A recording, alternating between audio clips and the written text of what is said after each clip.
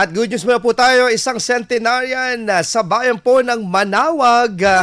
Ano nga bang sekreto po sa mahabang buhay niya? Alamin po natin yan sa Good News. Ikwento mo, Idol Maya.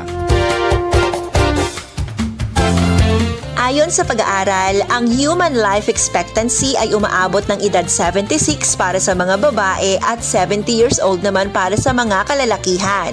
Kaya naman mapalad at lubos na pinagpala ang mga taong nahihigitan pa ang edad na ito, lalo na ang mga umaabot pa sa 100 taong gulang.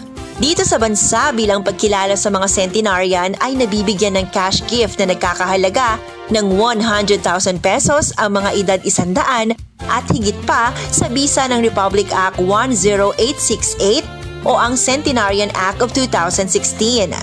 Sa bayan ng Manawag, isang centenarian ang kinilala at binigyan ng cash incentive na ito sa pangunguna ng alkalde ng lokal na pamahalaan at ng Municipal Social Welfare and Development Office.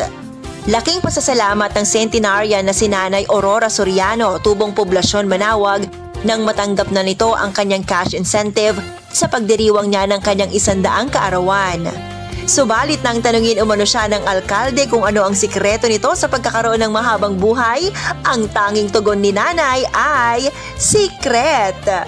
Ano man ang sikreto ng bawat isa sa pagpapanatili ng malusog na pangangatawan, isa lamang ang dapat nating tandaan, ang patuloy na mamuhay nang nakasentro sa Panginoon ang ating paniniwala. Yan ang ating good news. Ako po si Idol Maya, Tatak IFM.